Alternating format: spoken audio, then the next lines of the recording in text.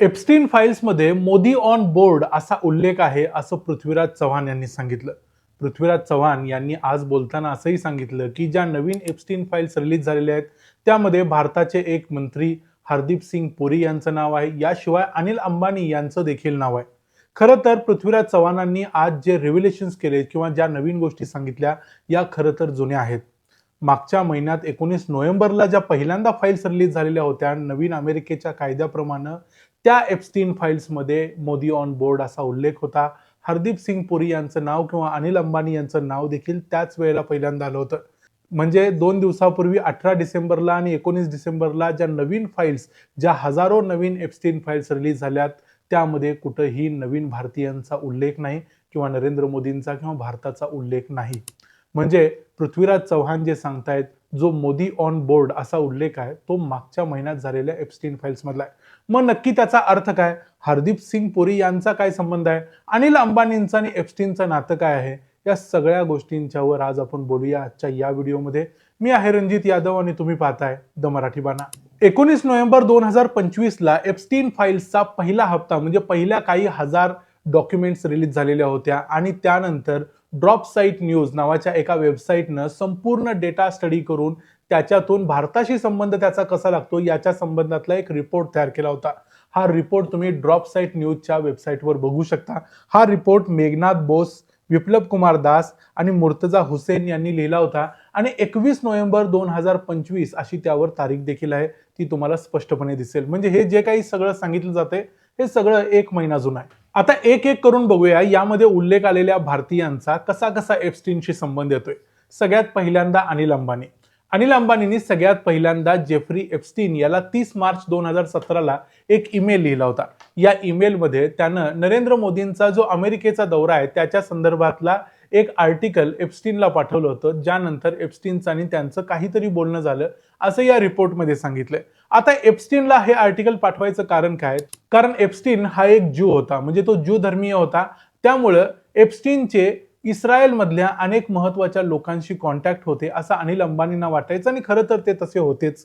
त्यामुळे अनिल अंबानी असा प्रयत्न करत होते की इस्रायलमध्ये ज्या काही मोठ्या कंपन्या आहेत त्यांच्याबरोबर आपल्याला एखादी डील करता यावी आणि तशाच पद्धतीची एक डील 2016 साली अनिल अंबानींच्या रिलायन्स डिफेन्स लिमिटेड या कंपनीची राफेल ॲडव्हान्स डिफेन्स सिस्टीम्स नावाच्या एका कंपनी बरोबर, जी एक इस्रायली कंपनी आहे, याच्याबरोबर झाली देखील होती. त्यामुळे अनिल अंबानी आणि एक इस्रायली कंपनी यांच्यामध्ये एक डिफेन्स रिलेटेड करार झाला होता. हा करार जवळजवळ $10 बिलियन होता. त्यामुळे अनिल अंबानी अशा आणखी काही डील्स मिळवण्याच्या संदर्भात एप्स्टीनशी बोलत होते आणि त्याच्याशी संपर्क साधत होते. यामध्ये एप्स्टीन जे काळे धंदे इतर करत होता, जे आता तुम्हाला सर्वांना माहितीच आहे की तो तरुण मुलींना आणायचा, लहान मुलींना आणायचा आणि त्यांच्याबरोबर शारीरिक संबंध ठेवायचा किंवा त्यांच्यावर अत्याचार करायचा. या गोष्टींच्या संदर्भातले कोणतेही कॉन्व्हर्सेशन अनिल अंबानी यांच्याबरोबर झालेलं नाही.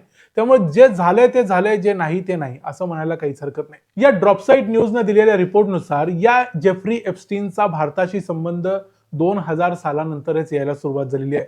2006 साली एका कापड व्यापाऱ्याच्या बरोबर त्याची डील झाली होती. एक मोठा भारतातला जो कपड्याचा व्यापार करणारा बिझनेसमॅन आहे, याच्या बिझनेसमध्ये काही शेअर आपल्याला मिळावा असा प्रयत्न देखील जेफ्री एप्स्टीननं केल्याचा उल्लेख या सगळ्या कागदपत्रांवरून मिळतोय. आता तो कापडाचा व्यापारी कोण आहे हे कुणालाच माहिती नाही, हे इथं नमूद केलं पाहिजे. आता दुसरा संबंध येतोय तो हरदीप सिंग पुरी यांचा. हरदीप सिंग पुरी हे सध्या भारताचे पेट्रोलियम मिनिस्टर आहेत. त्यांच्या संदर्भातला काय उल्लेख आहे बघा. अमेरिकेच्या या हाऊस ओव्हरसाईट कमिटीनं जे काही एप्स्टीन फाईल्स आता रिलीज केल्या त्यामध्ये जून 2014 पासून जानेवारी 2017 या काळामध्ये हरदीप सिंग पुरी आणि एप्स्टीन यांचा अनेक वेळा संबंध आलेला आहे. मग तो संबंध कशा संदर्भातला आहे तर एप्स्टीन याच्या कॅलेंडरमध्ये किंवा एप्स्टीन याच्या होणाऱ्या मीटिंग्समध्ये हरदीप सिंग पुरी यांचा 5 वेळा उल्लेख आहे. म्हणजे 5च्या 5 वेळा ही मीटिंग झाली असं इथं खोटं म्हटलेलं नाही, पण या 5 पैकी काही वेळा ही मीटिंग झाली, काही वेळा ती मीटिंग झाली नाही. पण नक्कीच हरदीप सिंग पुरी आणि जेफ्री एप्स्टीन यांची मीटिंग झाली होती एवढं मात्र यातून कळतं. यात एक गोष्ट अजून एक लक्षात येते की हरदीप सिंग पुरी हे 2014च्या अगोदर कुठल्या तरी इंटरनॅशनल पीस कमिटीवरती होते आणि त्याच्या संदर्भात ते एप्स्टीनला भेटलेले होते. इथं पुढे आणखी एक गोष्ट समजते की युनायटेड नेशन्स जनरल असेंब्लीच्या एका मीटिंगसाठी हरदीप सिंग पुरी अमेरिकेला गेलेला असताना त्यावेळेला एप्स्टीनची आणि हरदीप सिंग पुरी यांची भेट होणार होती. अर्थात ही भेट झाली की नाही याच्याबद्दलचा डेटा नाही, पण अशी मीटिंग होणार होती असा उल्लेख येतोय. हरदीप सिंग पुरी यांचे जे उल्लेख आहेत त्याच्या वरच्याच बाजूला काही ठिकाणी ईमेलमध्ये काही मुलींचा उल्लेख आहे. पण या ड्रॉप साईट अनालिसिस करणाऱ्या साईटनं किंवा अनेकांनी हा रिसर्च केलेला आहे, त्यांनी सांगितलंय की तो अगोदरचा जो ईमेल आहे तो वेगळ्या संदर्भात आणि वेगळ्या व्यक्तीबरोबर झालेला आहे. ते फक्त ईमेल्स एकाखाली एक छापल्यामुळं ते असं वाटतंय की हरदीप सिंग पुरीचा त्याच्यात काहीतरी संबंध आहे, पण तसं ते नाहीये. म्हणजे हरदीप सिंग पुरी आणि जेफ्री एप्स्टीन यांच्यातल्या ज्या मीटिंग झाल्या त्या देखील बिझनेस रिलेटेड होत्या. आता सर्वात महत्वाची गोष्ट म्हणजे नरेंद्र मोदींचा पृथ्वीराज चव्हाणांनी जो संदर्भ सांगितला की मोदी ऑन बोर्ड असा उल्लेख आहे. मोदी ऑन बोर्ड असा उल्लेख का आहे ते सर्वात पहिल्यांदा सांगतो. ही गोष्ट आहे जुलै 2019च्या अगोदर 2 महिन्यांची. आता जुलै 2019चा रेफरन्स यासाठी देतोय की जुलै 2019ला जेफ्री एप्स्टीनला अटक झाली आणि ऑगस्ट 2019 मध्ये एप्स्टीननं आत्महत्या केली. म्हणजे त्याला अटक व्हायच्या अगोदर 2 महिने मे 2019 मधला हा उल्लेख आहे. मे 2019 मध्ये भारतात काय झालं होतं तर भारतात नरेंद्र मोदी दुसऱ्यांदा पंतप्रधान झाले होते. भारतीय जनता पक्षाचा विजय झालेला होता. त्यामुळे यावेळेचा स्टीव्ह बॅनन नावाचा जो अमेरिकेतला डोनाल्ड ट्रम्प यांचा एक अतिशय जवळचा सहकारी होता, या स्टीव्ह बॅनननं एक मेल केला होता. या मेलमध्ये त्यानं लिहिलं होतं की आम्ही लवकरच नरेंद्र मोदींच्यावर एक कार्यक्रम करतोय, ज्या कार्यक्रमासाठी भारतातल्या अनेक जे हिंदू आहेत जे सध्या अमेरिकेत राहतात त्यांना आम्ही बोलवणार आहे आणि त्यांच्यावर एक कार्यक्रम करणार आहोत. हा कार्यक्रम नरेंद्र मोदींच्या वर आहे, नरेंद्र मोदी असताना केलेला कार्यक्रम नाही. आता इथं एप्स्टीन म्हणतोय की तू त्यांना भेटायला पाहिजेस, म्हणजे एप्स्टीन त्यांना सांगतोय. मग स्टीव्ह बॅनन म्हणतोय कसं, तर एप्स्टीन म्हणतोय मी सेट करून देऊ शकतो, आय कॅन सेट. मग त्यानंतर स्टीव्ह बॅनन म्हणतोय की करून दे, म्हणजे प्लीज करून दे. त्यानंतर मग पुढे काय होतंय ते माहिती नाही, पण काही दिवसानंतरच्या एका मेलमध्ये असा उल्लेख येतो की एप्स्टीन म्हणतो मोदी ऑन बोर्ड. आता मोदी ऑन बोर्डचा 2 प्रकारे अर्थ घेतला जाऊ शकतो. एक म्हणजे नरेंद्र मोदी मीटिंगसाठी तयार आहेत किंवा नरेंद्र मोदींच्या बरोबर मीटिंग होण्यासाठी जे काही करायला लागतं ते मी सगळं केलेलं आहे.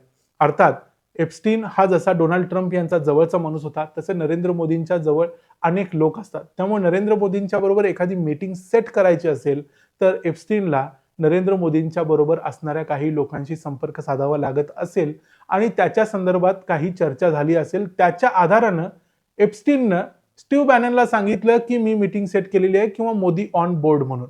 पण आता इथं अनेकांना हा प्रश्न पडेल की जेफ्री एप्स्टीननं खरोखरच नरेंद्र मोदींशी कॉन्टॅक्ट केला असेल तर आणि मीटिंग सेट केली असेल तर तसं असण्याची शक्यता अजिबात नाही. कारण ह्या घटनेनंतर म्हणजे मे मधली किंवा जून मधली ही घटना आहे, ज्यावेळेला ही चर्चा झालेली आहे, त्यानंतर 2च महिन्यांनी सप्टेंबर 2017 मध्ये नरेंद्र मोदी अमेरिकेच्या दौऱ्यावर गेलेत आणि अमेरिकेच्या दौऱ्यावर गेलेल्या असताना स्टीव्ह बॅनन आणि नरेंद्र मोदी यांच्यामध्ये कोणतीही मीटिंग झालेली नाही.